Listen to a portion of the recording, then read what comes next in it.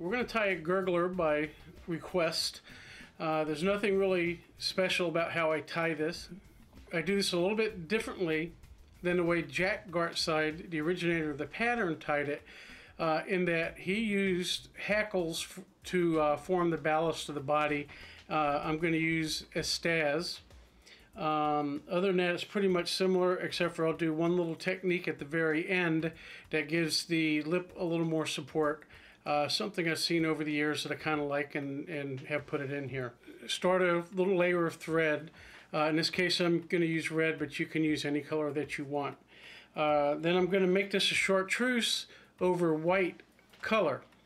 So for the bottom, I'm going to use white Estaz. I'm going to use white bucktail. So what I did is I cut off a little bit of bucktail, and I want the length to be equivalent to the shank of the hook. And this is actually a Mustad 34011 hook, which is an extra long hook, shank hook, so that it gives me a bit of a longer profile of the body, and then I have a little bit more substantial ballast to the fly, or floatability to the fly with the foam. But once I get my white bucktail on, then this is the bottom color, obviously. I'm going to take 3 strands of crystal flash, and I'm going to fold them over to thread, and then I'm going to tie them down right on top of the hook, on top of that white. And notice when I tie this down, I'm not using heavy pressure. I don't want the tail to flare, and I'm going back to basically where the hook starts to bend. Now I will, on top of that, put my chartreuse. So now I have my 2 colors, and then I have a little bit of flash in the middle. The flash you don't really need to put in there, but I do just because it gives it that little sparkle look, and it also helps me to see it under the right conditions in the water. Okay, so notice I have the bucktail in. It's pretty compact, it's not flared, but I'll tie this front part in really good so that it's not going to slip out or fall out. So that's what I have. I'm going to take a piece of craft foam that I got. You can get it at Michael's, AC Moore, Benjamin Franklin's, really any craft store, even Walmart carries it.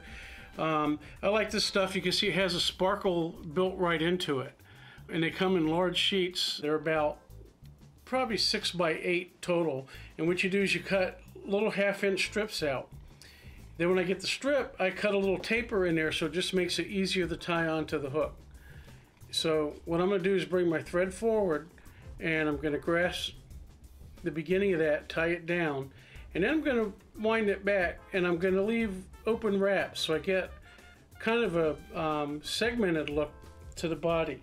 And it's a closed cell foam, and so that's what helps it to float. And so I want that foam to actually work for me, so I'm not going to bind it down real tight to the hook. I want to have a little bit of that foam there.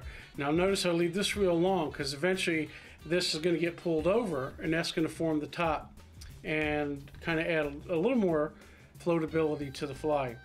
Now in this stage, Gartside would normally tie a hackle in, and then he would palmer that forward pretty much over the threads, and you certainly can do that. But I found it a little more durable and a little better just to take some Estaz. You can use a chenille, either sparkle or not. You can do this various colors depending on what you want the underbody to be. And I'm going to bring the thread forward. Then I'm going to take the chenille, and you can make this, it's up to you how you like it. You can make this really tight wraps if you want a really dense body, and if you want a lighter body, you can do wider wraps. I like a little bit on the lighter side body. In fact, if you look, you can actually see the green of the foam coming through the body a little bit. So it's not a real heavily dressed fly.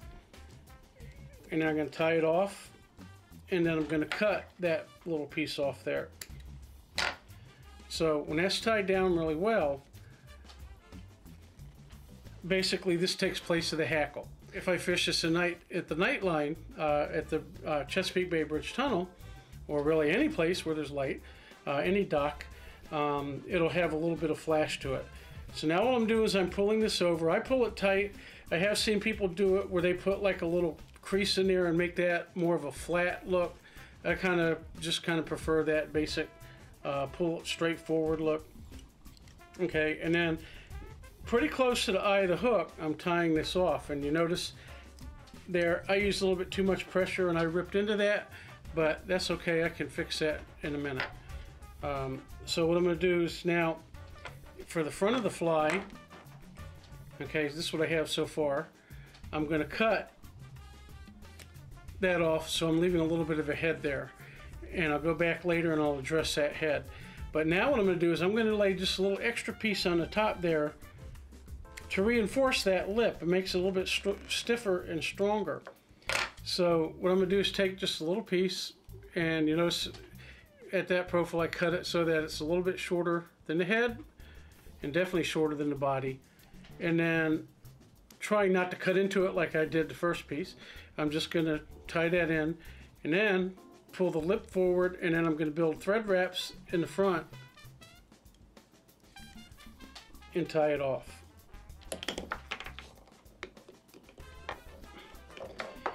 And again, you notice, as you'll see with the red thread, I like the red because it kind of gives it, you know, whether gills or whatever, just a little bit of a variation. Okay, so now what I'm going to do is take some Zap-A-Gap gel, and I'm going to put just a drop underneath that little front lip, and I'm going to glue those together. And then I'm going to press them together. I want to get all the air out in between it, so that will help make it stiff. It also makes it more durable.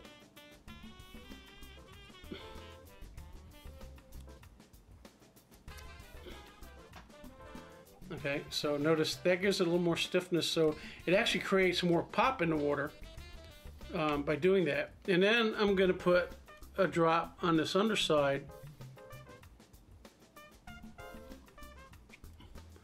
and I'm going to glue that down. There you go. So that's, you can leave it like that. One thing I just kind of like to do, and I vary these, I can have this square. So take your scissor, round that off a little bit, leave it square. You can shape it however you want, and that's it. The nice thing about this, if you could take this and you could fish it in the water, and if you do a real slow, steady retrieve, you won't really get a lot of pop. It'll just be kind of maybe a little bit more subsurface. It'll sit in the film of the water a little bit more, and it'll just look like maybe a wounded bait fish crawling up the top. But if you really want to make a commotion in the water, strip it real hard and let it sit. When it does, that water will push against that lip, and it will pop. It'll create a lot of wake. A lot of people don't really consider this a popper, but it is.